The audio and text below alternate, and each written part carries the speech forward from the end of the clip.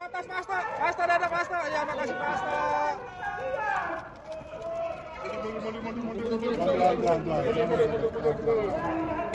Pelan-pelan Mas. Ya, siap. Akan selalu. Pasto siap Pasto. Ya bener ya.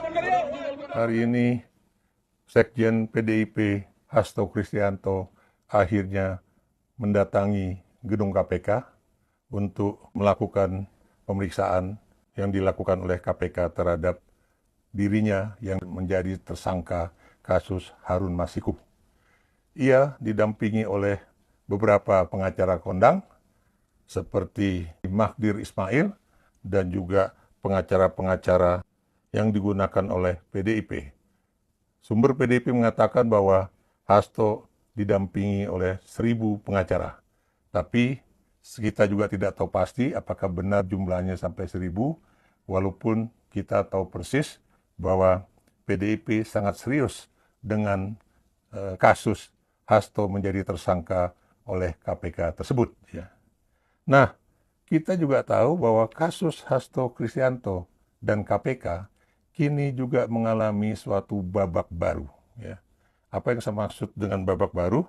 Bahwa pada Jumat 10 Januari 2025 yang lalu, itu tim pengacara Hasto Kristianto telah mendaftarkan kasus Hasto ini untuk melakukan gugatan pra-peradilan, ya.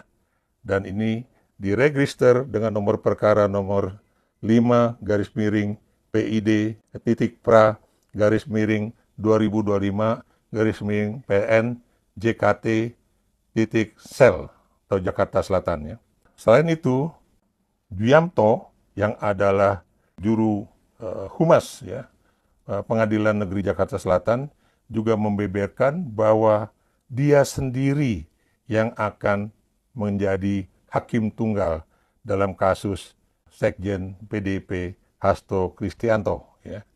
Dan ini menarik, ya, karena Hakim Juyamto SHMH ini akan melakukan sidang perdana gugatan pra-peradilan terkait penetapan tersangka Hasto Kristianto oleh KPK, dan sidang pertama akan digelar pada 21 Januari 2025, ya. Dan siapa yang menggugat? Yang menggugat adalah Hasto Kristianto, dan juga yang menjadi tergugat itu adalah KPK. Nah, satu hal yang menarik juga, ya, setelah selesai melakukan pemeriksaan di KPK dari pukul 10 sampai 13.30 hari ini, ternyata Hasto tidak ditahan oleh KPK. Alasan KPK, masih ada yang namanya saksi kunci yang juga belum dipanggil oleh KPK. Namun, kita juga menduga bahwa karena ada kasus gugatan pra-peradilan ini, tentunya KPK juga harus menunggu hasil yang dilakukan oleh Pengadilan Negeri Jakarta Selatan mulai hari Senin depan, ya.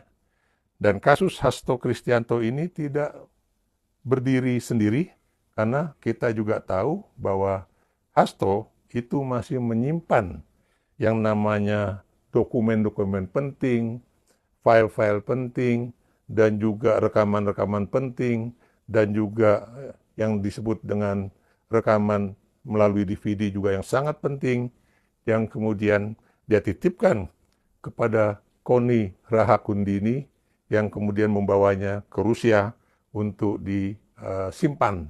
Dan Koni juga melakukan suatu pernyataan-pernyataan, ya, seperti yang dilakukannya pada saat podcast dengan Abraham Samad, ya, yang isinya lagi-lagi menurut Baradae itu antara lain adalah penghinaan ataupun negatif campaign, ya, terhadap Joko Widodo. Dan laporan Baradae kepada Bariskrim Mabes Polri ternyata ditolak. Mengapa demikian? Karena Anda tahu yang namanya Mabes Polri, Bariskrim Mabes Polri, hanya akan melakukan suatu yang disebut dengan pemeriksaan atas kasus-kasus pencemaran nama baik yang diajukan oleh sang yang terkena kasus itu sendiri atau korban dari kasus-kasus pencemaran nama baik ataupun kampanye-kampanye negatif ataupun kampanye-kampanye hitam ya, atau penghinaan ya. Di sini apa yang dilakukan oleh Bareskrim Mabes Polri sangat tepat ya.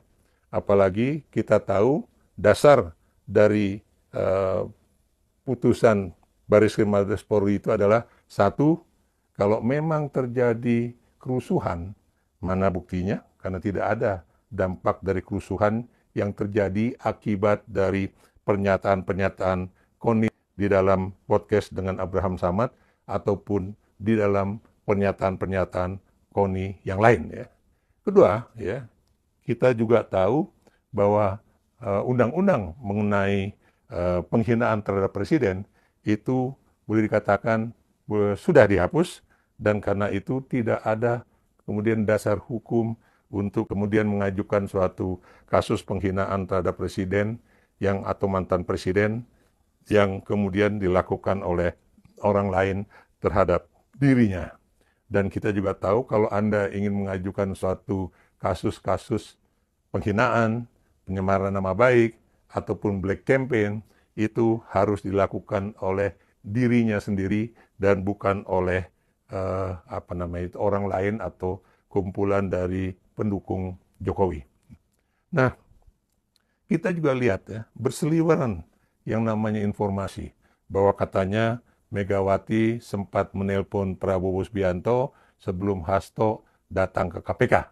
Dan dari pihak Gerindra sendiri mengatakan bahwa tidak ada telepon seperti itu dari Megawati ke Prabowo, karena Prabowo juga berpendirian bahwa ini kasus hukum yang ditangani oleh KPK, dan Prabowo sebagai presiden itu tidak ingin campur tangan dalam kasus-kasus yang terkait hukum dengan KPK. Ya.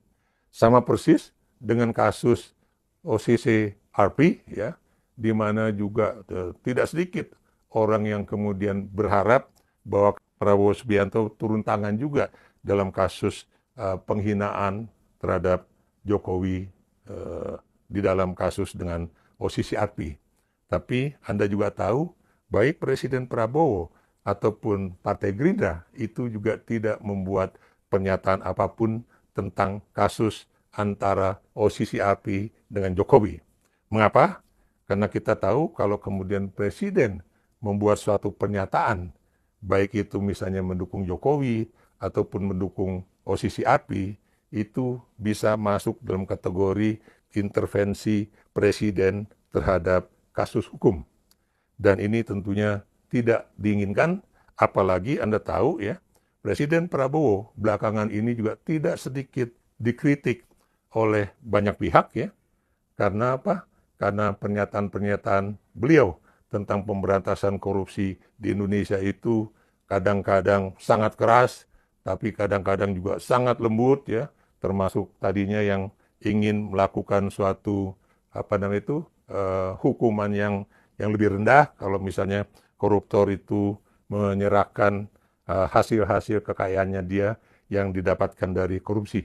Tapi alhamdulillah ya, Presiden Prabowo akhirnya mencabut pernyataannya, dan juga Menteri Hukum itu juga sudah meniadakan kesempatan bagi koruptor untuk kemudian diberikan kerendahan hukuman ya, atau pengurangan hukuman sebagai akibat dari penyerahan kekayaan mereka kepada negara.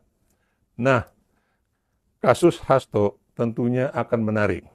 Kalau memang nanti di dalam proses pra-peradilan Hasto menang, tentunya kasus Hasto ini akan dicabut dari KPK. Tapi kalau dia kalah, ini yang kemudian akan menarik. Mengapa? Karena tentunya Hasto akan terus berjuang untuk mempertahankan dirinya ya, sebagai seorang yang dikatakan melakukan suatu pelanggaran hukum ya dalam kasus Harun Masiku.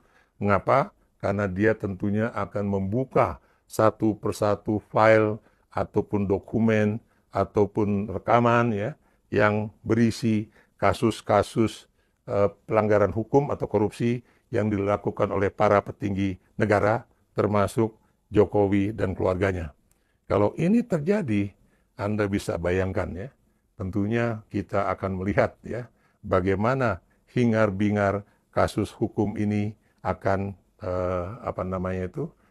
melebar atau kemudian terdengar ke sisi halayak ramai. Kita berharap kalau memang nanti ternyata Pengadilan Negeri Jakarta Selatan itu menolak gugatan Hasto dan kemudian Hasto harus masuk tahanan KPK, dan ini pastinya akan terjadi suatu buka-bukaan kasus hukum terhadap apa yang dilakukan oleh para petinggi negara dalam kaitannya dengan korupsi. Dan kalau ini terjadi, tentunya masyarakat terbuka matanya mengenai siapa-siapa saja yang melakukan korupsi, jumlahnya berapa, kapan, kasusnya seperti apa, dan kemudian siapa saja yang terlibat. Ya.